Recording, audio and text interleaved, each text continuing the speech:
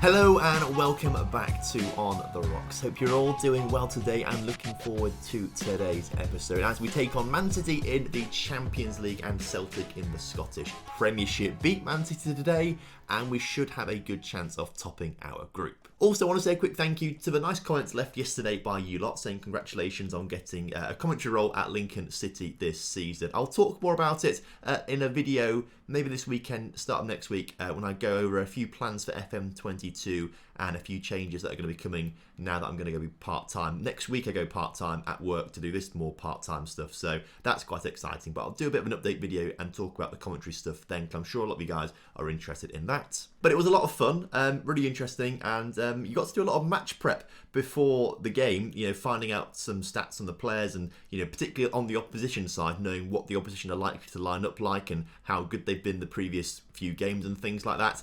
And I'm not even joking when I say this, all the match prep that I could possibly need I've done on the sponsors of today's video, the One Football app. It's the best football app out there to keep up to date with all the latest football news, scores and updates from around the world. But doing the research for the game, finding about the Rotherham players, it was linking me Rotherham I did last night. Everything that I need to know about Rotherham, their previous lineups, their previous scores, who's the best player by, scoring the most goals, getting the most assists, all that kind of good stuff that you might need to know as a commentator. It was all there on the One Football app, so if ever I need to do some research, it's always going to be on there. It's the best football app out there in my opinion, and you can download it for absolutely free from the top line of the description. Would massively appreciate it. So, since you guys were last here for a bit of a short episode, obviously, but we did the Champions League group stage draw, I completely forgot to talk about the group stage draw for the Europa League and the Europa Conference League. We'll do that today to see what's going on for those teams in Scotland in those other competitions.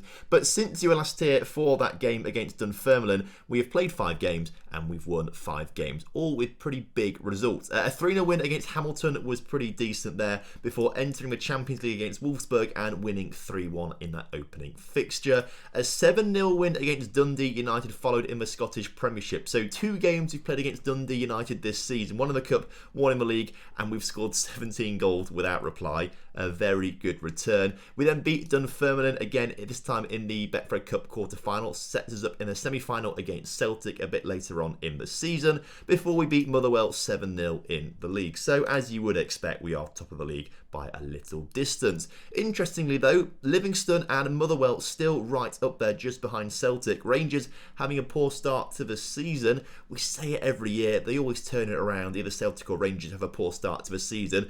Is this the year they finish outside the top 3? It probably won't be because they will get there in the end, but it is a slow start to the season for Rangers. One of the more interesting things about this season though is that Evie Cafdi Fothera is scoring the most goals for us right now. Now, obviously in the league, we sort of play a more rotated lineup more often than not.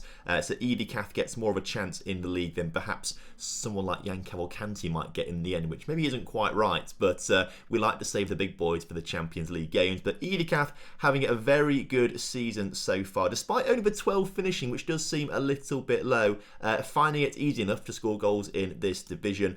Already beating the targets that he had last season, or the totals that he got in the past 2 seasons actually for us. Was never that prolific, but this season has turned a corner and has done very well. However, he is playing a little bit more because we have sold another player. We spoke about it briefly last episode, and who has left the club? Well, it is Le Cruz. He's gone to Tottenham for 17.75, rising to 22.5 million. We had an issue where he came to us and said, I'm going to leave on a free transfer at the end of the season. He only did that because we tried to sell him to bring in another left winger who went to Napoli instead of us, but then he got cross that he couldn't leave the club, so we had to sell him, otherwise he was going to go for a free at the end of the season. So to get some money for him is good. It's a nice profit on him as well. Maybe it's a bit of a shame to let him go, but he wasn't going to sign a new contract, so he had to spend, or get the money in, I should say. Now, because there was no one good available, I've not bought anyone else in yet, so we are going to be looking for a left winger at some point. Quite luckily for us, our new left back, Ishmael, can actually play at left wing as well, so he is able to drop in and play in that left wing position as and when we need him to. So it's nice that we've got a bit of rotation in there. but another left winger would be quite nice. Unfortunately for Ishmael, actually, he currently does have an injury, out for 2 to 5 days with a twisted knee. Has been out for a little while, I think. Maybe not, actually. That says 28th of September. That might be a new injury. This could be a second injury. I swear he was out as well for a few days beforehand. But again, this one isn't too bad. Anyway, we would love to bring in another left winger. We currently have £60 million in the bank and 37 million in the transfer budget, which is great. But I think we are in some money trouble a little bit. Now, it's nothing dramatic just yet. Nothing dramatic just yet. And obviously, we are £60 million to the good, because if we look at our transfer expenditure for this season, we've technically only spent, well, only £17.5 million so far. We've got another 17.5 over a couple of seasons to pay for Ishmael to make that £35 million total. Of course, the added on bonus for 50 league goals and 50 million is never going to be realised with that £90 million. So essentially, we've only paid 17 million out so far this season, but brought in 38 million. So that's helped us out a little bit with the bank balance. And then, of course, we've also had another £15 million into the club from being in the Champions League group stage and winning that first group stage game. So call it an extra £32.5 million into the club in the past week or so. I say week, it's been a little while, but in the past, since you were last here, basically. That is keeping us afloat right now. If we hadn't had that money, I think we would be looking at some serious issues, basically. You can see here in February, March time, 2032, so only 6 months ago in game time, we were minus 8 million. We obviously turned that around a little bit with prize money and things like that, but the sponsorships are not good enough. And each year our wage bill keeps increasing as players want new contracts and we bring in more players on more expensive contracts. We're getting to the point where we're going to have to make some tough decisions, I think, at some point in the future about prices, essentially, and the cost of what we should be doing here. So although this summer I rejected virtually every single bid for every player, it's maybe getting to the stage where we need to maybe start accepting a big bid or two and bring in someone younger to sort of just help the finances out, basically. But anyway, enough of that. Let's jump into Champions League action. Celtic take on Montpellier, which is a really big game for them, actually. Hopefully Montpellier lose that, Celtic win, and we can beat the French, which is interesting. Rangers take on PSG, which would be very tough. Not sure if they can get on with that, but we take on Man City, and hopefully we'll be winning that game. I should say, I think Celtic drew with Chelsea on their first game of the... Yeah, they did 0-0 with Chelsea, which was a good result. I believe Rangers lost to Man United in their first group stage game, though. They did 1-0, unfortunately. Dropping down into the Europa League then, we can talk about the Europa League, and Hearts are in Group A alongside Levante, Braga and Leeds, which actually is a pretty difficult group. I think they lost to Leeds. No, they drew with Leeds 2-2 in their first group stage game, which is a pretty good result for Hearts there, so hopefully we'll see them qualify from their group. And Motherwell also in the Europa League. We have to scroll down right to the bottom to Group H. They've got Red Star, Dinamo and Marseille. I think they beat Dinamo. Did they beat Dinamo? They did 2-1, so a very good start to the campaign for Motherwell. And then if we drop down into the Europa Conference League, we have one team in there, Hibs. They're in a group with Valor, Vojvodina and Maccabi Tel Aviv. And they beat Valor 2-1, I believe, in their first group stage game. 3-0. Fair enough, 3-0. I know it was 2-1 for Motherwell, wasn't it? So that's where I was getting a little bit confused. So far, so good for these Scottish clubs. What I am confused about, though, and I'm very confused about this. If we look at the European places, last season we were 5th and France were in 6th. So what this means is that we have 3 teams in the Champions League because everyone qualified, but only 2 French teams qualified for the Champions League group stage. So we should have an advantage here in the Champions League. When it comes to the Europa League, this season we've got 2 teams in there compared to France's 1 team, as they were 6th last season in the European coefficient ranking. So again, 3 in the Champions League and compared to France's 2 in the Champions League, 2 in the Europa League compared to 1 in the Europa League for France. And then we've got 1 in the Europa Conference League compared to the 2 teams in the Europa Conference League for France. So they're beating us in the Conference League, but not in the other 2. So on paper, right, you'd think we should be ahead of France this season already based on this, just in terms of coefficient points, because it makes sense. We've got more teams in the Champions League and the Europa League, which give more coefficient points than the Europa Conference League, which France have more teams in us right now. But no, I'm very confused by this. If we go to Europe and look to nation club coefficients, currently we are on 61 points, whereas France are on 67. And I don't understand how, because we have more teams in Europe than them. So I don't know if because they've moved into 5th place for this season, because they're 5th, it's like a multiplier on the coefficient points. I'm not sure if that's how it works, because that's the only thing I can make sense of right now, because on paper we have more teams in Europe than France do, so we should have more coefficient points. I don't know, I find it very confusing, but I think it's very unfair. Either way, I have rambled on for a good 10 minutes or so about nothing much at all. This is the team that's going to be taking on Man City today. Peter starts in goal with a backline of Jem Finley, Demantic, Sandro and De Klerk. McLumper and Fort start in the centre of the pitch with Bryce Delaney on the left, Cavalcanti through the middle, Neve on the right and Sebastian Varela leading the line. So as kickoff is upon us here today, this should be an exciting game. Looking forward to seeing us get a big win. Villarreal in our group already beating Wolfsburg, so they temporarily go top of the group on 6 points. PSG already 1-0 up against Rangers as well, but Celtic are 2-0 up against Montpellier, so the more Celtic can batter Montpellier get knocked out of the Champions League, it helps us with coefficient points, as hopefully Celtic will qualify from that group. In the meantime, our first chance doesn't really come to much, as now Man City with Phil Foden dances past everyone and scores a superb goal.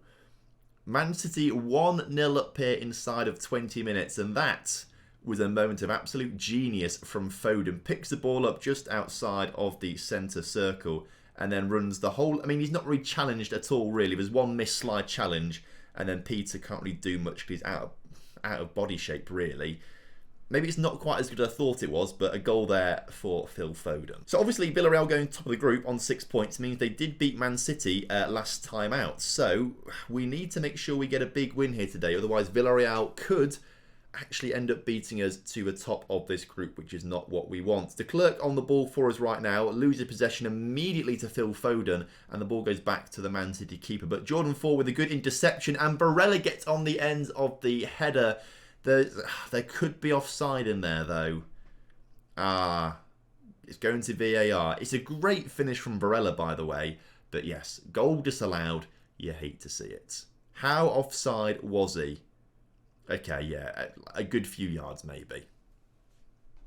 Good finish though. And so as we approach half time here, we haven't really done much at all. Very little in the way of highlights in this game. I'm going to thrash the arms and say I'm far from pleased from what I'm seeing from you boys out there. We need to be doing better than this. Jem Finley with the ball for a long throw-in though. He's going to pump this one in towards the area, although it is cleared by Man City only as far as Tam Lumper, as Jens Neve now with a shot, just not quite getting it on target. I think it was blocked there by a defender. But another throw-in in roughly the same position. Jem Finley once again with the throw, cleared by the defenders, but Jem Finley now looking to put this one into Jordan Ford on the edge of the area. Back to Jem Finley into Jan Cavalcanti, who shot his blocks. Jem Finley now challenged, and it goes out for a goal kick. Referee, are you blind? This is concerning. Man City with only 3 shots in this game. They've scored 1 of them. We've had 12 and not been able to do anything. That is frustrating. So I'm going to shout at them, demands more. And with 20 minutes to go, changes might need to be made, and Evie Cafdi-Fothera might need to come on the pitch here, because he's the guy scoring plenty of goals for us this season in the league. Sandro collects the clearance from Man City, plays it back to Peter just outside the 6-yard area, as Sandro now on this far side of the pitch plays a long ball forward to Varela on the edge of the Man City penalty area. He shoots, and just as I said I was about to take him off the pitch, he scores. Well done, Varela, getting us back in this game 1-1. There's now 20 minutes to go, and we need to find a goal to win this game and get all 3 points. Well done, Varela. Great pass from Sandro, by the way, too. He made that goal. But there are a few tired faces out there. Jens Neve is one of them. Lassie Alien on you come. And Cavalcanti also looking quite tired. I think what we'll do is we'll leave Varela on, but Cavalcanti on a 6-4 and also looking very tired. Let's bring Evie Cafdi-Fothera on. And Bryce Delaney also having a poor game, but we've got no one to bring on for him now because we are so lacking on the left wing. We need to sort that one out a little bit. So substitutes have been made. There's a good 15 or 10 minutes or so to go now. I'm going to shout demand more once again. I'm going to maybe not quite go very attacking just yet. Demancic with a good clearance from the Man City corner, and Varela ends up winning the ball. Lassialian comes away with it. Can anyone get there to support him? There's loads of blue shirts around him, but he's still through. Lassialian lashes that one home. The man on loan from Manchester United scores against the big rivals Man City to turn this game right around. We've gone from 1-0 down to winning it 2-1 here at home as well. A great response there from the players, the fans getting behind them. A nice goal there for Lassialian, dodging that first challenge, but there is a highlight straight from kickoff. Right, come on then. Let's get ourselves winning that ball. Beautiful. Lassialian wins the ball into Evie Fodera, who shoots, and it's a good save from the keeper, but that very easily could have been a third goal. And so as the clock ticks down, for us, it's been a pretty good result. Also a good result for Celtic. They're 3-1 up against Montpellier, so a good win for them. But I think PSG have battered Rangers. So 2 losses already for Rangers in the Champions League. Could we be saying goodbye to them already? They need to turn it around massively if they want to qualify from their group. Bryce Delaney on the ball right now. Into Jordan 4, into Evie Fodera, as Varela can't quite make it 3 as the clock ticks down for the final minute of added time. City now on the counter-attack. Sandro brings the player down. Not going to get carded for it though, but it is a free kick in a dangerous area for Man City to put this one into the 6-yard area where the players are waiting. Ooh, there was a man unmarked right on the penalty spot with a free header, but luckily Peter is wise to it. Doesn't really waste enough time there in clearing the ball. 15 seconds to go. Demancic wins the ball, loses possession though. Foden in the area, shoots, puts it over the bar, and that should be that. Villarreal also winning in our group, so both us and Villarreal sit on 6 points in the group, which is an interesting dynamic, I must say. I didn't think Villarreal would be that good. And yes, just a little bit of confirmation of Celtic winning and Rangers losing. How did Scottish clubs get on in the Europa League? Hearts beat Braga with a nice goal in the 10th, an own goal actually in the 10th minute. That's good to see. After a man being sent off too, they still won. So a good start to the campaign for Hearts. They're on 4 points with Leeds, so they should be second in the group or first in the group, not sure. Scrolling down to the bottom, Motherwell beat Red Star 1-0 as well, so they should be top of their group, I believe. And then in the Europa Conference League, Hibs win 3-0, so only Rangers. Rangers the only team to be letting us down here. Come on, Rangers. We need them to start winning. Anyway, 2 days to go until this Celtic game. That is going to be an interesting one. Celtic looking pretty decent this season. Obviously, with a big win just now against Montpellier, they will be buoyed by that. But given that we are playing Celtic, I don't really want to change the lineup all that much. I want to try and keep it as similar to that Man City game as possible because that is the best lineup that we have. The issue is there are a few players looking a little bit tired. They should be fine. It's only a little bit down, isn't it? It's only a little bit down. They should be okay to play this game. I absolutely love, by the way, just the 4.5 stars and 5 stars all over this team. Sandro Demancic 5-star, Cavalcanti and Neve 5-star, Delaney and 4, they're 4.5 stars. So's Varela. I love it. It's so nice to look at. So yeah, we will leave the team exactly as it was, and we'll take on Celtic away from home. So as kickoff is upon us here today, it's looking like a pretty cagey game thus far. The first highlight of the game is coming towards us. The throw-in cleared, but only as far as Tam McLumper.